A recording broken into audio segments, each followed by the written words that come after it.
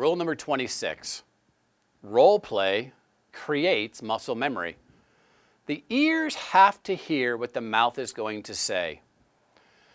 I believe role play is one of the most important things that you could do as a sales leader. Why? It makes you strong, but it also creates muscle memory for your team. Here's what happens when we don't role play. We tell people what to change in their sales process. Hey, you should say this, do this. Salespeople nod. Absolutely, boss. That's what makes you in charge. And you think it's going to happen, only to find out, if you've witnessed the call or in your debrief later, that what you told them to say and they agreed to say never happened. Why? Human psychology got in the way. Human psychology says when under pressure, people will revert back to what they're accustomed to doing. So you've got to use that to your advantage. Under pressure, people revert back to what they're accustomed to doing. You need to help them create a new reality.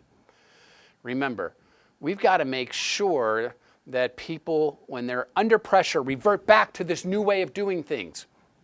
People remember 20% of what you say as a sales leader. They remember 30% of what they see, but they remember 90% of what they say and do.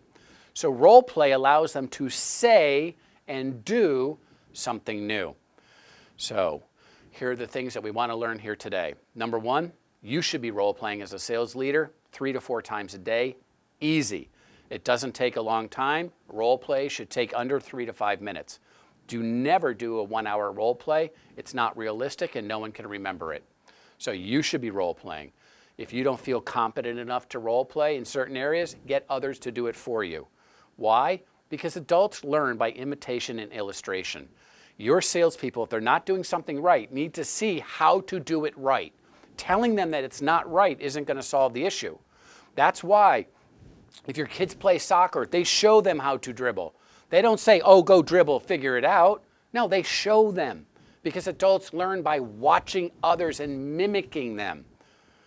We've been role playing with our kids for years on how to cook, how to be good parents, how to do this. That's just how it works. So use human psychology to your advantage. You should be role playing. Pick the top 10 things that you should role play to make sure that your team is 100% successful, and role play in small chunks. Now here's the other things. Here are the steps to role play that will make it far more productive for you. You as a sales leader, play salesperson. Don't force your salesperson to play salesperson. If they could do it, you wouldn't be role playing. So if you just watched something that was horrific, don't say, let's see that again, because that was terrible. What do you think is going to happen? You think they're going to all of a sudden be great? No. So here's what you do. Mary, I liked a lot of different parts of your call. I noticed that you didn't set up a good agenda. Would you agree? Yes, okay. So do you mind if I show you how I would have done that? Now, you play customer, Mary. I'll play you. Now I jump into what I would like them to have done, what they could see it. Now they're watching me, they're listening to me, and she gets to play customer. Here's the second thing that I want you to do. Let them edit it, let them own it. And here's what it sounds like. So Mary, you got to play customer. How do you think the customer would have felt? I think they would have felt fine, which is great. Now if she said, well, they wouldn't have felt fine, I said, okay, I don't want that because I want you to use it. What would we have to change in order for it to feel fine? And I'll get that, and I'll say, I'll incorporate that into my next try. But Mary, our personalities are different, so would you have changed anything else? And whatever she says, I'll agree to, and now she owns it. And I'll say, well, Mary, based on your suggestions, let me try it one more time. And I do it the way she said it. I've also now shown her what?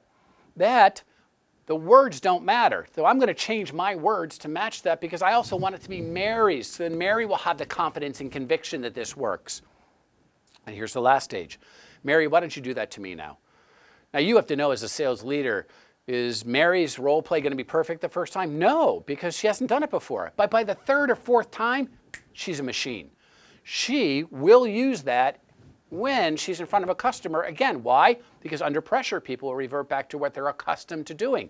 Accustomed went from not doing it right to practicing it, and now she's comfortable. And she's comfortable because she's practiced in a low-risk situation. Role play is the fastest way to increase the skill level of your team. It's the fastest way to help newer people or people who are struggling in different parts of their business become experts overnight. I spent years and years and years role playing.